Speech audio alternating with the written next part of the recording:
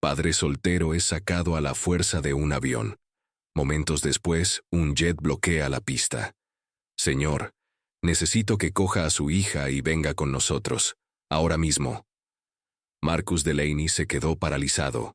Su hija Zoe, de 5 años, dormía en sus brazos, con su pequeño cuerpo cálido contra su pecho. Por fin había dejado de llorar tras una hora de incomodidad por la presión de la cabina. 2 agentes de seguridad se colocaron detrás de la azafata. Todos los pasajeros de la cabina se volvieron para mirar. No entiendo, dijo Marcus en voz baja, tratando de no despertar a Zoe. ¿Qué he hecho? La azafata tenía el rostro impasible. Señor, hemos recibido una queja. Un pasajero dice que usted ha sido agresivo y amenazante. ¿Agresivo? Marcus sintió que le latía con fuerza el corazón. He estado sosteniendo a mi hija dormida durante todo el vuelo. Tiene un problema cardíaco. Volamos a Boston para que la operen mañana a las 7 de la mañana. Tengo toda la documentación aquí mismo. Alargó la mano hacia su bolsa, pero el agente de seguridad se acercó. Señor, no complique las cosas. Marcus miró a su alrededor en la cabina. Docenas de ojos lo observaban, algunos con curiosidad, otros con algo más frío. Nadie dijo nada. Nadie pronunció una palabra. 3 filas más adelante, en primera clase, una mujer con un abrigo caro se giró ligeramente en su asiento. Ella también estaba mirando, pero su expresión era diferente. Había una pequeña sonrisa en sus labios. Satisfecha, complacida. Marcus no sabía su nombre. No sabía que ella había llamado 3 veces a la azafata, antes de finalmente afirmar que él la había amenazado.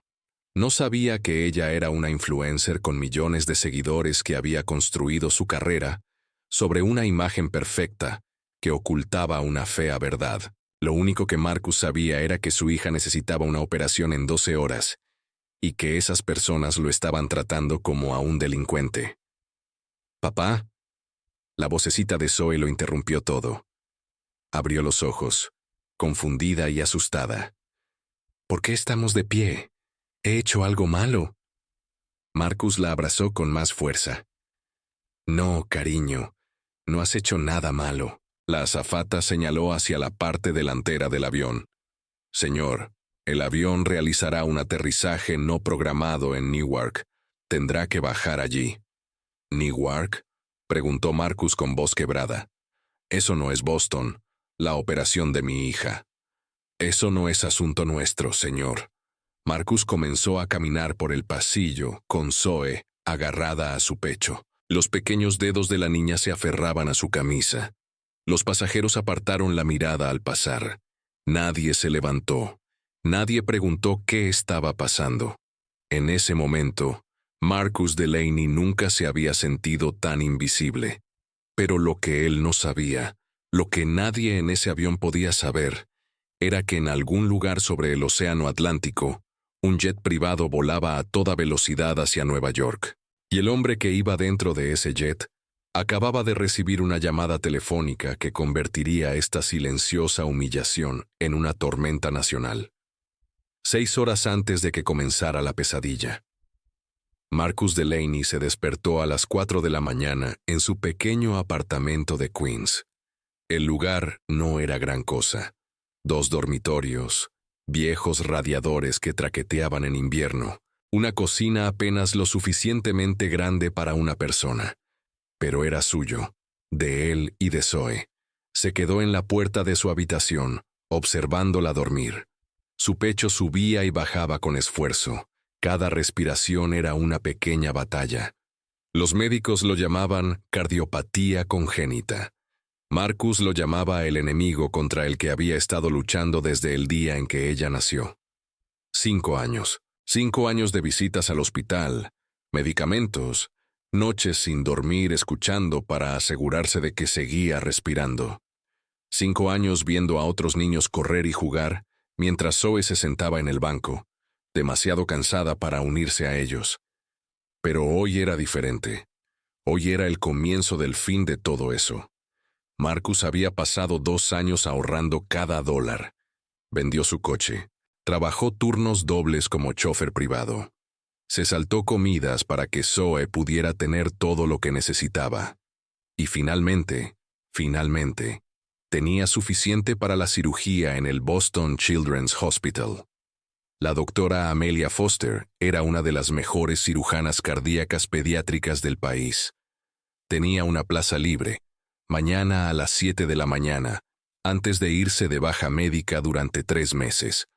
Si Marcus perdía esta cita, Zoe tendría que esperar. Y las últimas pruebas mostraban que su estado estaba empeorando. No podía esperar 3 meses más. Marcus preparó las maletas con el cuidado de un hombre que se prepara para el día más importante de su vida. Los documentos médicos en una carpeta. Los medicamentos de Zoe organizados por horas.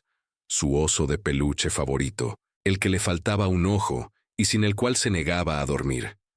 Cuando Zoe se despertó, la ayudó a ponerse su vestido favorito, amarillo con girasoles estampados en la tela. «Papá», dijo ella, con la voz aún somnolienta, «¿voy a mejorar después de mañana?» Marcus se arrodilló a su altura. La miró a los ojos tan parecidos a los de su madre, la madre que se había marchado cuando Zoe tenía 6 meses, incapaz de cuidar de una niña enferma. «Después de mañana», le dijo, «vas a correr, vas a saltar, vas a hacer todo lo que hacen los demás niños». Zoe sonrió. Era el tipo de sonrisa que hacía que todos los sacrificios valieran la pena. «¿Lo prometes?» Marcus le besó la frente. «Lo prometo».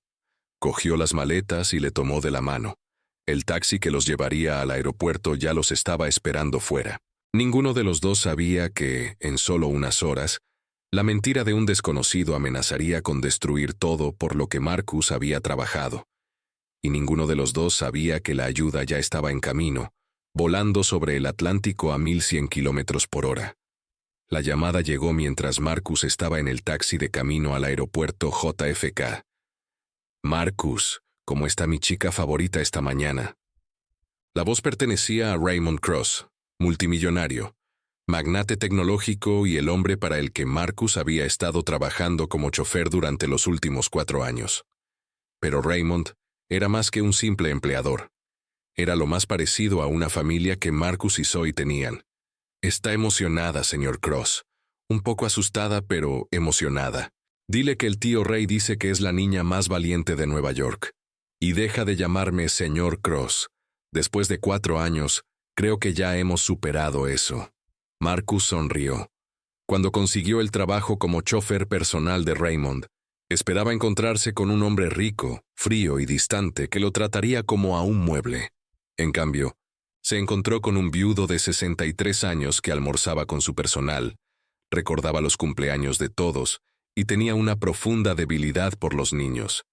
Raymond había perdido a su propia hija, Emily, en un accidente automovilístico hacía 10 años. Ella tenía 24 años. El dolor nunca lo abandonó por completo. Marcus podía verlo a veces, en momentos de silencio, cuando Raymond miraba fijamente a la nada con ojos distantes. Pero cuando Raymond conoció a Zoe, algo cambió. Comenzó a llevarle regalos, libros, juguetes, un vestido de princesa hecho a la medida para su 4º cumpleaños. Insistió en pagar sus citas médicas cuando el seguro no cubría todo.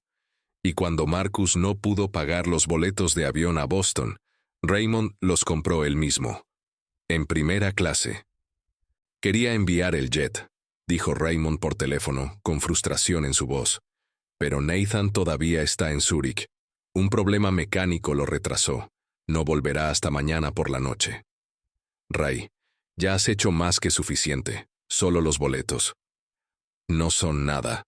Esa niña es lo más parecido a una nieta que tendré jamás. Llámame en cuanto aterrices en Boston, ¿me oyes? Y envía fotos. Quiero ver su cara sonriente antes de que la operen». Marcus prometió que lo haría. Colgó y miró a Zoe, que estaba pegando la cara a la ventanilla del taxi, observando cómo pasaba la ciudad. «El tío Ray dice que eres la niña más valiente de Nueva York». Zoe sonrió. «Lo sé, siempre dice eso». En ese preciso momento, a 3000 millas de distancia, Nathan, el piloto personal de Raymond, recibía autorización para salir de Zúrich antes de lo previsto. El problema mecánico se había resuelto. El jet despegaría en menos de una hora. Pero Marcus aún no lo sabía. No sabía que, en solo unas horas, ese jet se convertiría en el avión más importante de Estados Unidos. Victoria Ashford subió al avión como si fuera suyo. Gafas de sol de diseño. Un abrigo que costaba más que el alquiler mensual de la mayoría de la gente. Un bolso de piel con un logotipo que gritaba dinero. Pasó junto a los demás pasajeros sin mirar a ninguno de ellos. Victoria era una influencer. 2.300.000 seguidores en Instagram. Acuerdos de patrocinio con marcas de lujo. Una marca de verificación que ella consideraba una insignia de honor. Toda su marca se basaba en una imagen. La madre perfecta. La esposa perfecta. La vida perfecta. Nada de eso era real. Su esposo Thomas se había divorciado de ella 3 años atrás, tras descubrir que había inventado historias sobre él para sus seguidores, describiéndolo como negligente, distante y emocionalmente abusivo. Nada de eso era cierto. Pero cuando se supo la verdad, el daño ya estaba hecho. Sus seguidores la creyeron. Los tribunales la creyeron. Obtuvo la custodia de sus 2 hijos adolescentes, hijos que ahora se negaban a hablar con ella, hijos que vivían en su apartamento de Manhattan, pero cerraban con llave las puertas de sus habitaciones cada vez que ella llegaba a casa. Hijos que poco a poco se habían dado cuenta de que a su madre le importaba más su imagen que ellos. Victoria no los había visto en 2 semanas. Había estado viajando. Creación de contenido, lo llamaba ella. Huir, lo llamaban ellos. Hoy se dirigía a Boston para participar en una mesa redonda sobre la maternidad moderna. No se daba cuenta de la ironía de la situación. El día ya había sido terrible. Su asiento original en primera clase en un vuelo anterior había sido cedido, debido a un exceso de reservas. La habían obligado a tomar este vuelo, en un asiento que consideraba por debajo de su estatus. Estaba de muy mal humor. Cuando Marcus pasó junto a ella llevando a Zoe en brazos, buscando sus asientos en clase ejecutiva, justo detrás de la primera clase, Victoria los vio inmediatamente. La niña estaba pálida, enferma. Era evidente que no se encontraba bien. Victoria frunció la nariz. Los niños enfermos eran deprimentes. Salían mal en las fotos. Tener uno tan cerca de su asiento arruinaría la estética de su contenido de viaje. Cuando Zoe tosió suavemente unos minutos después del despegue, Victoria vio su oportunidad. No era una oportunidad para ayudar. No era una oportunidad para mostrar compasión. Era una oportunidad para descargar su frustración en alguien que no podía defenderse. Pulsó el botón de llamada y esperó a la azafata. «Disculpe», dijo Victoria con dulzura, «pero me preocupa esa niña de ahí atrás. Parece muy enferma. ¿Están seguros de que debería volar?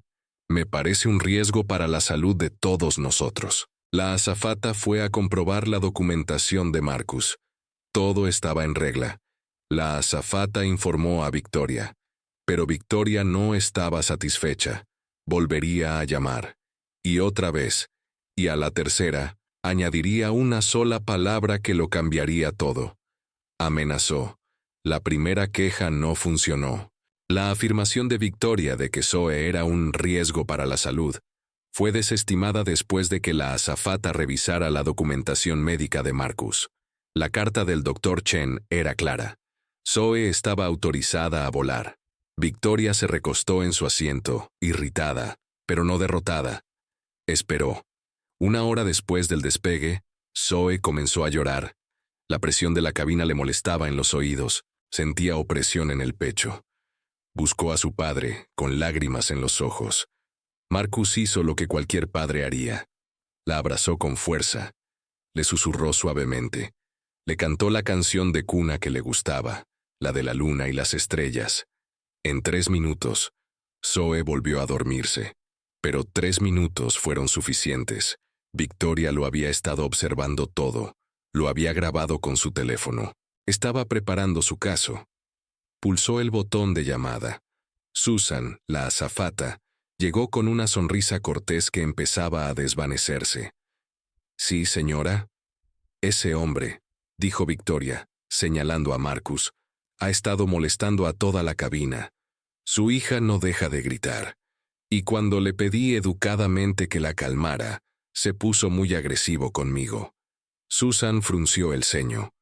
«Señora, he estado vigilando la cabina». La niña lloró brevemente y hizo gestos amenazantes.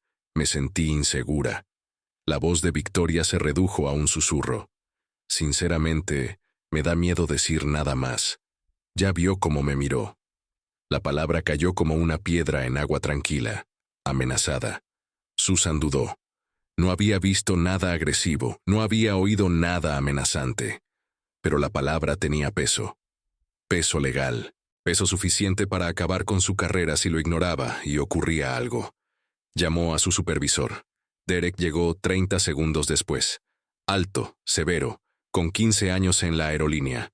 Escuchó la historia de Victoria, la versión en la que Marcus la había mirado con ira, había hecho gestos intimidatorios y había creado un ambiente hostil. Derek miró hacia la clase ejecutiva. Vio a un hombre negro con ropa sencilla que sostenía a un niño dormido. Miró a Victoria, una mujer blanca bien vestida en primera clase, visiblemente angustiada. Hizo su cálculo en segundos. Algunos pasajeros eran más fáciles de sacar que otros. Algunas quejas eran más fáciles de creer. «Yo me encargaré», dijo Derek. Se enderezó la corbata y se dirigió hacia Marcus. Victoria lo vio alejarse y luego volvió a mirar su teléfono. Tenía contenido que publicar, una historia que contar. La narrativa ya se estaba formando en su mente. La historia de una mujer valiente que se enfrentaba a un desconocido agresivo para proteger a los demás pasajeros. No tenía ni idea de que esa mentira le costaría todo. «Señor, necesito que me acompañe a la parte delantera del avión». Marcus miró a Derek con expresión de confusión. Zoe seguía dormida contra su pecho, con una respiración suave y constante. «¿Por qué? ¿Qué está pasando?» «Ha habido una queja. Tenemos que hablar de ello en privado». «¿Una queja sobre qué?» «He estado aquí sentado con mi hija durante todo el vuelo. Está enferma. Vamos a Boston para que la operen mañana por la mañana». La expresión de Derek no cambió.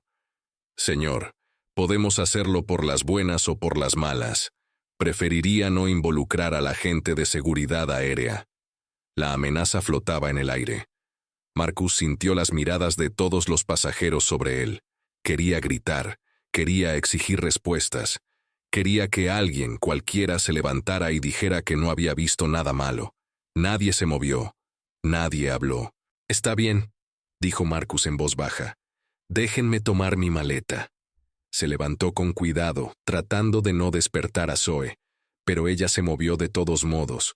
Abrió los ojos lentamente y observó la escena a su alrededor. «Papá, ¿por qué nos levantamos?» Marcus no pudo responder. Tenía la garganta demasiado apretada. «Papá, hice algo malo».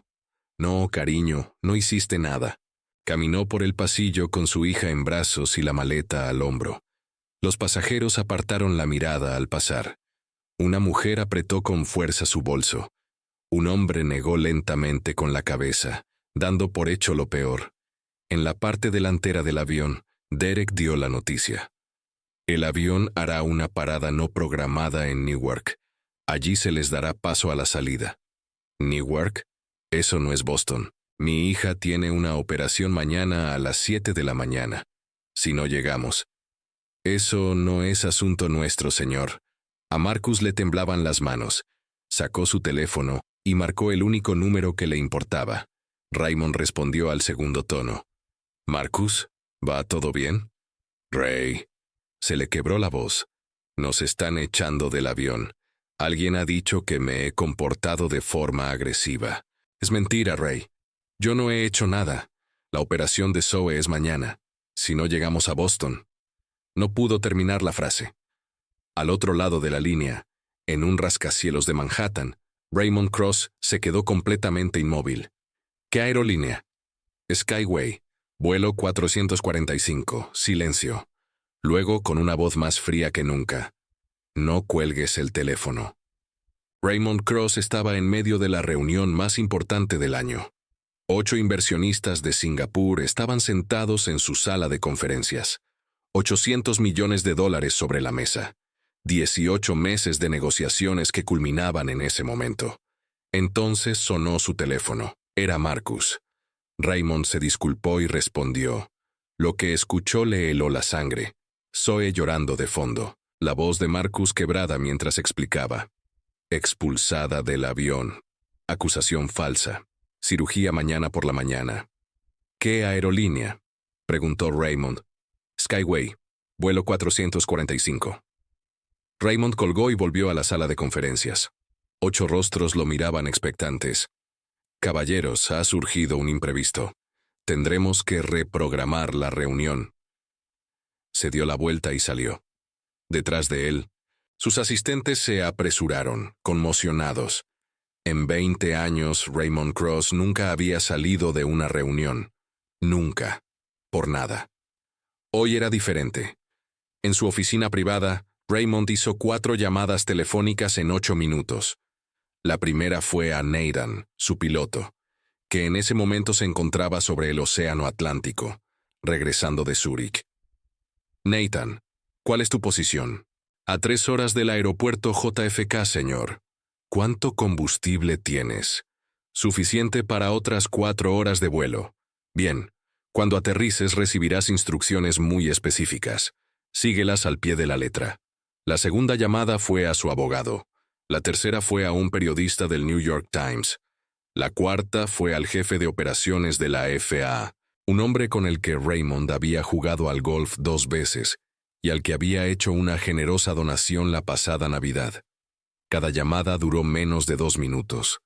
Cada llamada puso algo en marcha. Finalmente, Raymond volvió a llamar a Marcus. Escúchame con atención. No cuelgues el teléfono. Graba todo lo que suceda. Vídeo, audio, todo. Públicalo en Internet. Cuando ese avión aterrice en Newark, espérame. No vayas a ningún lado. No hables con nadie de la aerolínea, solo espera. Ray, ¿qué vas a hacer? Raymond miró por la ventana el horizonte de Manhattan. Lo que sea necesario. El Gulfstream G650 solicitó autorización para realizar un aterrizaje de emergencia en el aeropuerto JFK a las 4:47 p.m. Torre JFK, aquí November 77 Raymond Cross. Tenemos un fallo en el sistema hidráulico. Solicitamos aterrizaje de emergencia inmediato en la pista 31L. Mike DiMaggio, el controlador aéreo de guardia, no dudó. Los aterrizajes de emergencia tenían prioridad sobre todo lo demás. Noviembre 77 Romeo. Charlie tiene autorización para aproximarse inmediatamente a la pista 31L. Se está enviando al equipo de emergencia. El elegante jet privado descendió a través de las nubes y aterrizó a la perfección. El aterrizaje fue suave. De libro. Entonces, el jet se detuvo. Justo en medio de la pista. Torre. Nuestros sistemas no responden. No podemos rodar. Solicitamos asistencia en tierra. DiMaggio frunció el ceño. Romeo Charlie, ¿confirman que no pueden moverse? Confirmado. Estamos trabajando en el problema. Los camiones de bomberos y las ambulancias se dirigieron a toda velocidad hacia la aeronave. Toda la pista quedó cerrada. Ningún avión podía aterrizar. Ningún avión podía despegar. El caos se extendió como la pólvora por todo el sistema. En Newark, el vuelo 445 acababa de aterrizar para recoger a Marcus. El avión estaba listo para continuar hacia Boston, pero el piloto recibió nuevas órdenes del control de tráfico aéreo. Vuelo 445, mantenga la posición. Todo el tráfico hacia el JFK queda suspendido hasta nuevo aviso. Se esperan retrasos importantes. Los pasajeros gruñeron. Otro retraso. Nadie sabía por qué. En su coche, que se dirigía a toda velocidad hacia Newark, Raymond Cross se permitió una pequeña sonrisa. El bloqueo no estaba diseñado para impedir que el avión de Victoria despegara. Ella ya no importaba. El bloqueo estaba diseñado para crear caos. para atraer la atención, para convertir una humillación privada en un espectáculo nacional. En 20 minutos, los helicópteros de las noticias sobrevolaban el JFK. Los periodistas hacían preguntas. Las redes sociales explotaban con especulaciones. ¿Era terrorismo? ¿Un fallo mecánico? ¿Algo más? Los abogados de Raymond ya estaban preparando declaraciones. La emergencia se revelaría más tarde como un fallo técnico, costoso de defender, pero no delictivo. La FAA investigaría. Se pagarían multas. Pero para entonces todo el mundo estaría pendiente. Y ese era precisamente el objetivo. Marcus se sentó en el frío suelo del aeropuerto de Newark, con la espalda apoyada en un pilar de hormigón. Zoe dormía en su regazo, agotada de llorar. Su teléfono le pesaba en la mano. Raymond le había dicho que lo publicara todo, que mostrara al mundo lo que había pasado. Pero Marcus dudaba. Publicarlo significaba exponer su dolor a desconocidos. Significaba mostrar a su hija enferma a millones de personas que podrían juzgarlos, burlarse de ellos o simplemente pasar de largo sin importarles. Significaba admitir que había sido incapaz de protegerla. Entonces Zoe murmuró algo mientras dormía. «Papá, ¿se ha ido la señora mala?» Marcus tomó una decisión. Abrió Twitter y empezó a escribir. «Hoy me han expulsado de un vuelo de Skyway Airlines con mi hija de 5 años. Tiene programada una operación de corazón para mañana a las 7 de la mañana. Un pasajero de primera clase mintió y dijo que yo era agresivo. Yo sostenía a mi hija dormida. Nadie me preguntó mi versión. Nadie miró nuestros documentos médicos. Me trataron como a un criminal. Mi hija podría perder su única oportunidad de operarse. Por favor, compartan esto». Adjuntó el video en el que Zoe preguntaba si había hecho algo malo. Pulsó enviar. Durante 5 minutos no pasó nada. Luego, 10 retweets. Luego, 100. Luego 1000. En 20 minutos, la publicación tenía 15.000 compartidos. En una hora, 300.000. Apareció el hashtag Cabio Justice for Zoe. Luego comenzó a ser tendencia. Los periodistas comenzaron a llamar. Las cadenas de noticias se hicieron eco de la noticia. Alguien reconoció el interior del avión. Otra persona identificó a la mujer de primera clase. Victoria Ashford, la influencer, madre perfecta. Internet explotó. Los comentarios inundaron sus redes sociales. Las capturas de pantalla de sus quejas se difundieron por todas partes. La gente indagó en su pasado, su divorcio, su batalla por la custodia. Sentado en el aeropuerto de Newark, Marcus vio cómo se desarrollaba todo en la pantalla de su teléfono. No sintió victoria. No sintió satisfacción. Solo se sintió cansado. Pero en algún lugar del caos, la esperanza brilló. Tal vez, solo tal vez, Zoe aún llegaría a Boston. En el vuelo 445, aún en tierra en Newark, los pasajeros estaban cada vez más inquietos. El retraso se había prolongado más de 1 hora. Sin explicaciones, sin novedades. Solo espera. Una joven llamada Destiny estaba navegando por TikTok cuando lo vio. El video. El hashtag. La historia de un padre y una hija expulsados de un vuelo de Skyway. Reconoció los asientos del video, los compartimentos superiores, el diseño de la alfombra. Era su vuelo. «Dios mío», susurró. Le mostró su teléfono a la mujer que estaba a su lado. Esa mujer se lo mostró al hombre del otro lado del pasillo. En cuestión de minutos, el video se difundió de fila en fila, como una llama en la hierba seca, y entonces los pasajeros empezaron a mirar hacia la primera clase. Victoria Ashford estaba sentada en el asiento 3A, completamente absorta en su teléfono. Sus notificaciones no paraban de llegar, pero supuso que solo se trataba de interacciones en su última publicación. Aún no había revisado el contenido. Un hombre de mediana edad se levantó y se dirigió hacia ella. «Disculpe, ¿es usted Victoria Ashford?» Victoria levantó la vista con su sonrisa ensayada. «Sí, soy yo. ¿Quiere una foto?» El hombre levantó su teléfono. En la pantalla se veía el video de Marcus. No, quiero saber si esto es cierto. ¿Mintió sobre ese padre para que lo echaran del avión? La sonrisa de Victoria se congeló. No sé de qué está hablando. Todo Internet sabe lo que hizo. Su voz se elevó. Esa niña podría perderse su operación de corazón por su culpa. Otros pasajeros se levantaron. La anciana de la fila 8 tomó la palabra. Estaba sentada justo detrás de ellos. Esa niña apenas hizo ruido. Llamaste a la azafata 3 veces antes de que lo echaran. El estudiante universitario de la fila 12 ya estaba grabando. Victoria miró a su alrededor en la cabina. Todas las caras eran hostiles. Todos los ojos la acusaban. Por primera vez en su vida cuidadosamente planificada, no podía borrar los comentarios. No podía bloquear a los críticos.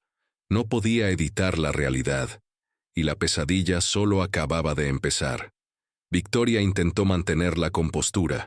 Había pasado años perfeccionando el arte de controlar las narrativas. Esta era solo otra situación más que gestionar. Esto es ridículo, dijo con voz firme pero tensa. Me sentí realmente amenazada. Tengo todo el derecho a sentirme segura en un avión.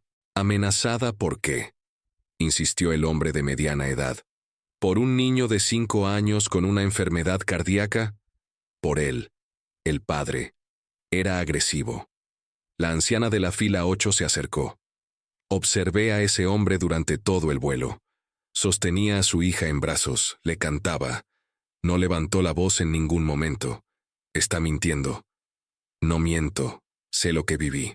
Lo que viviste fue a un niño enfermo tosiendo cerca de tu preciado asiento de primera clase.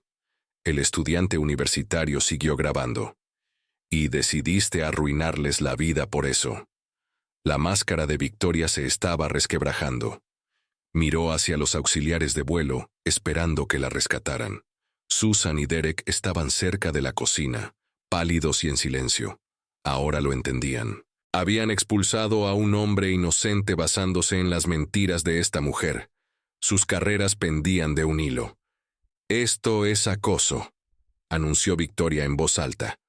«Los demandaré a todos y cada uno de ustedes». «¿Demandarnos por qué?», preguntó el hombre de mediana edad cruzando los brazos. «Por decir la verdad». Una mujer con un bebé en brazos habló desde la fila 6. «Mi hija tiene la misma edad que esa niña. Si alguien nos hiciera esto, no sé qué haría». Victoria miró desesperadamente a su alrededor. 40 rostros la observaban. Ninguno mostraba compasión. Su teléfono volvió a vibrar. Y otra vez. Y otra vez. Finalmente miró la pantalla. Sus menciones estaban inundadas. Miles de comentarios, pero no eran de fans. La llamaban monstruo. Sus manos comenzaron a temblar. «Ustedes no entienden», susurró. «No saben quién soy». El estudiante universitario bajó su teléfono. «Señora, ahora sabemos exactamente quién es usted, y todos los demás también». Victoria Ashford, la mujer que construyó un imperio sobre una imagen perfecta, ya no tenía dónde esconderse. Mientras los pasajeros la rodeaban, el imperio de Victoria se derrumbaba. La primera notificación llegó de su asistente. Baby Glow, la marca de ropa infantil que le pagaba $50,000 por publicación, había rescindido su contrato. Su comunicado público ya estaba en línea. «Hemos puesto fin a nuestra colaboración con Victoria Ashford con efecto inmediato. No toleramos ningún tipo de discriminación». A Victoria se le hizo un nudo en el estómago. La segunda notificación llegó 3 minutos después. Luego la tercera. Luego la cuarta. 7 marcas rompieron sus vínculos con ella en 3 horas. Patrocinios por valor de más de $400,000. Desaparecidos. Su número de seguidores se desplomó. 80,000 perdidos al final del día. Los comentarios de sus antiguas publicaciones se inundaron de capturas de pantalla, acusaciones y demandas de responsabilidad. Su equipo de relaciones públicas estaba en modo pánico total.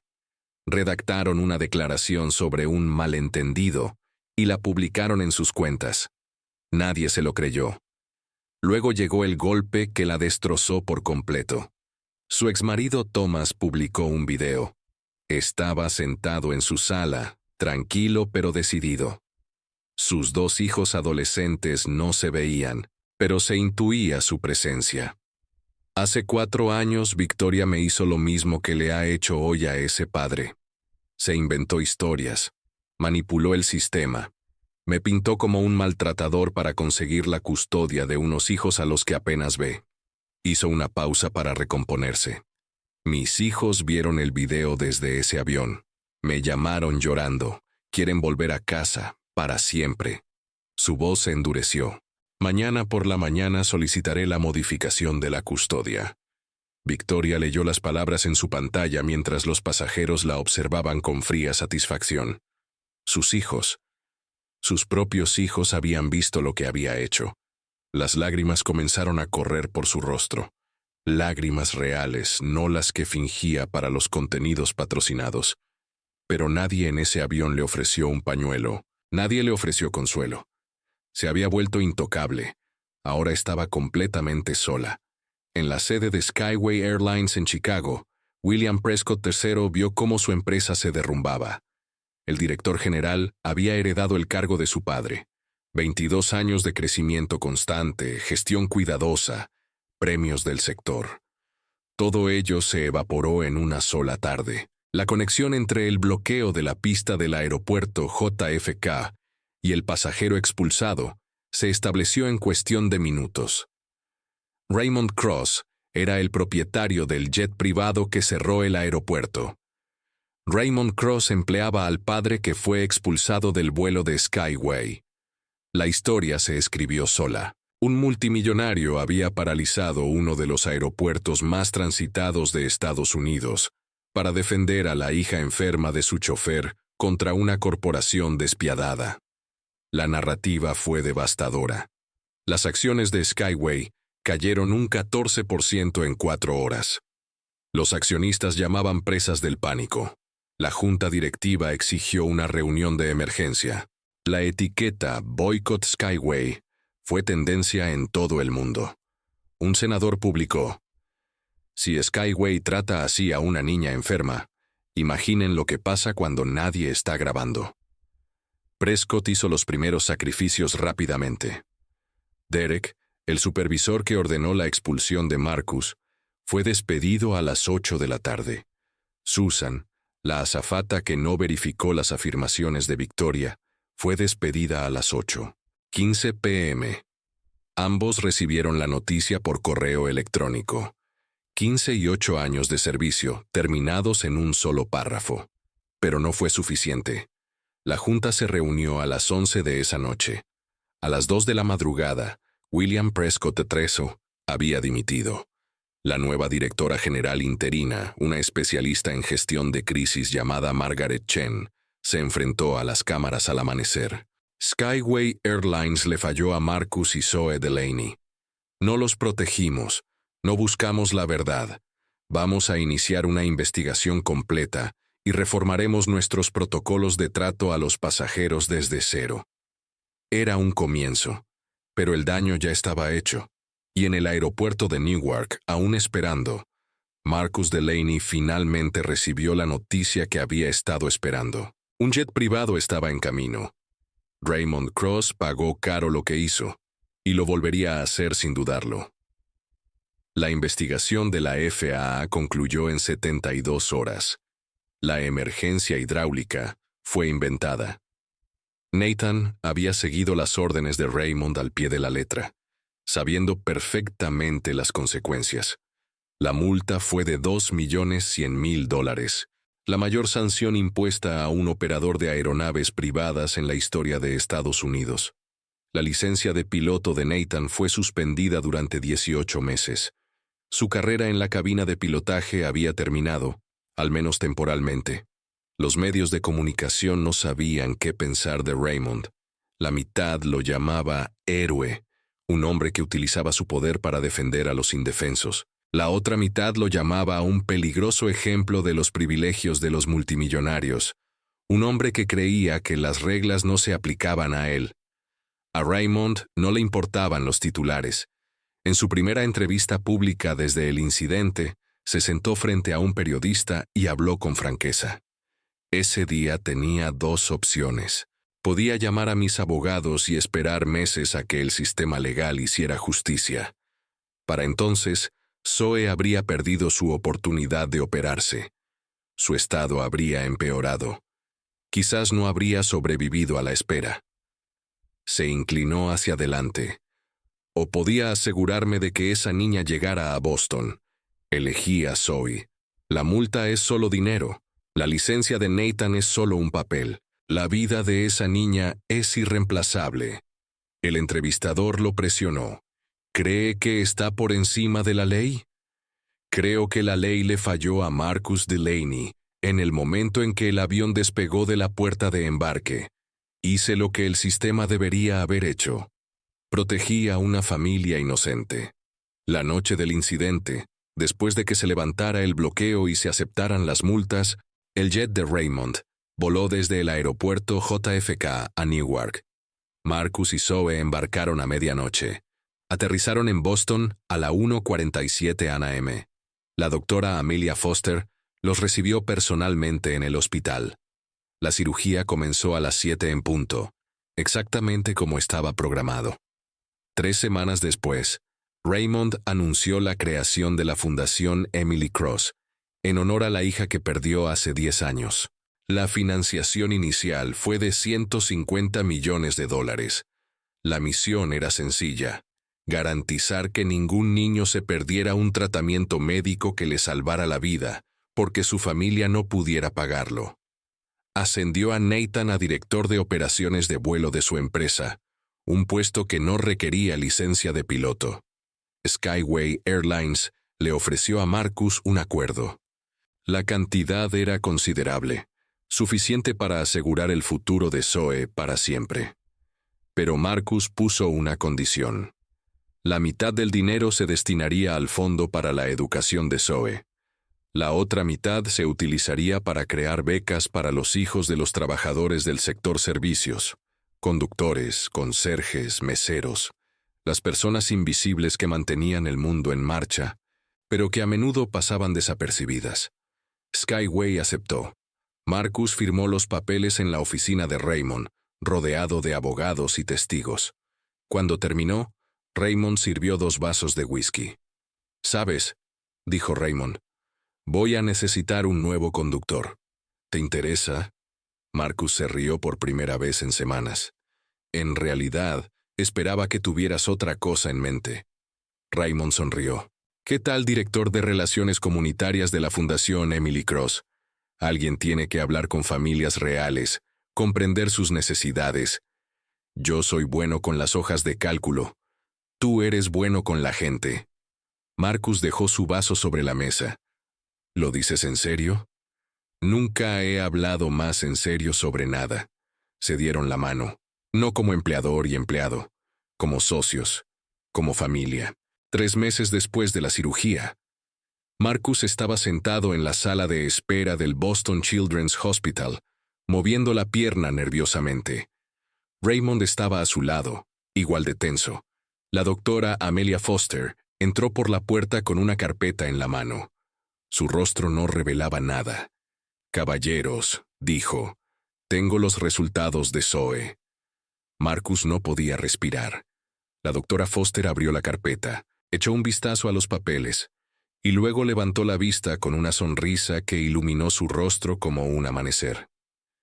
«Su corazón está perfecto. La cirugía fue un éxito total. Zoe puede llevar una vida completamente normal». Marcus se cubrió el rostro con las manos. Sus hombros temblaban. Años de miedo, años de ver a su hija luchar por cada respiro, años de preguntarse si sobreviviría. Todo ello se liberó en un torrente de lágrimas. Raymond le puso una mano en la espalda. Los ojos del multimillonario también estaban húmedos. «Va a estar bien», susurró Marcus. «De verdad va a estar bien». En el parque fuera del hospital, Zoe esperaba con una enfermera. Cuando Marcus salió, ella corrió hacia él. Corrió. No caminó. No arrastró los pies. Corrió. A toda velocidad, moviendo los brazos con la risa brotando de su pecho. Marcus la atrapó y la levantó en el aire, haciéndola girar mientras ella gritaba de alegría. «Papá, mira, puedo correr y no me duele el pecho». Marcus la abrazó con fuerza, con lágrimas corriendo por su rostro. «Lo veo, cariño, lo veo». Sacó su teléfono y grabó un breve video. Zoe corriendo por el césped, Zoe saltando, Zoe girando en círculos sin perder el aliento. Lo publicó esa noche con un sencillo pie de foto. «Hace 3 meses intentaron echarnos del avión. Hoy, mi hija vuela por sí misma». El video se volvió viral de nuevo, pero esta vez, los comentarios estaban llenos de alegría. Victoria Ashford perdió la custodia. Sus hijos vivían ahora con su padre. Borró todas sus cuentas en las redes sociales y desapareció de la vida pública. Skyway Airlines pagó indemnizaciones a otros 47 pasajeros que habían sufrido discriminación en los últimos 5 años. Se implementaron nuevos protocolos. Se revisó la formación. Derek encontró trabajo como guardia de seguridad. Susan volvió a la escuela para convertirse en enfermera. Ambos habían aprendido algo sobre el peso de sus decisiones. Y Marcus Delaney, el padre soltero que solo quería salvar a su hija, descubrió que la peor noche de su vida era solo el primer capítulo de algo más grande. En su nueva oficina de la Fundación Emily Cross, había una foto enmarcada sobre su escritorio. En ella aparecía Zoe con su vestido amarillo de girasoles, corriendo por el parque de Boston con los brazos abiertos como alas. Debajo, con su temblorosa letra de niña de 5 años, había 3 palabras: «Puedo volar». Fin.